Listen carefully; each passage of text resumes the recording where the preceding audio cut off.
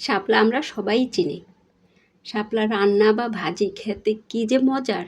যারা খাননি তারা মিস করেছেন। আর যারা খেয়েছেন তারা অবশ্যই জানেন কতটা মজার। শাপলাগুলোকে ভালোভাবে ছিলে কেটে নিয়েছি, ভালোভাবে ধুয়ে নিয়েছি।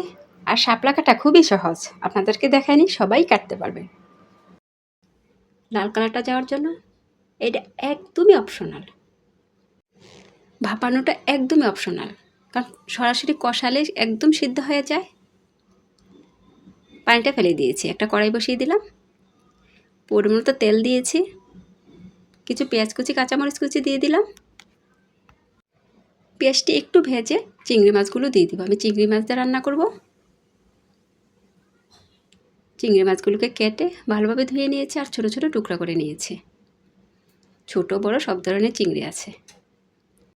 হলুদ আর লবণ অ্যাড করে দিব চিংড়ি মাছগুলো ভাজার জন্য, লালচে লালচে কালার হবে।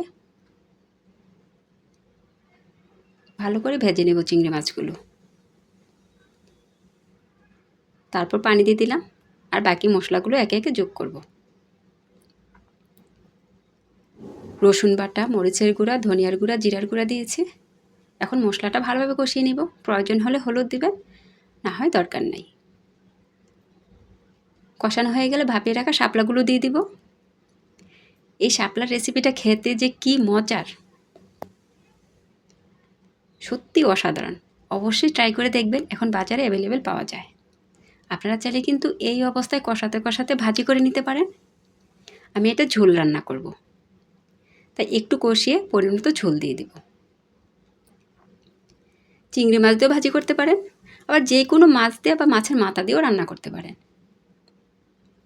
কিছুক্ষণের জন্য ঢেকে দিব। ঢাকনা উঠিয়ে হালকা নেড়ে চেড়ে দিব। লাস্ট ফিনিশিং কিছু ধনিয়া পাতা দিয়ে দিব। এই ভিডিওটা ভালো লেগে থাকলে অবশ্যই একটা শেয়ার করে দিবেন, অন্যদের দেখার সুযোগ করে দিবেন। ছোট্ট একটা অনুরোধ, পেজটাকে ফলো দিয়ে পাশে থাকবেন। কতটা লোভনীয় হয়েছে, দেখতে যত সুন্দর হয়েছে খেতে ততটাই মজার। এখন চুলা অফ করে দিব, তারপর পরিবেশন করে নিব।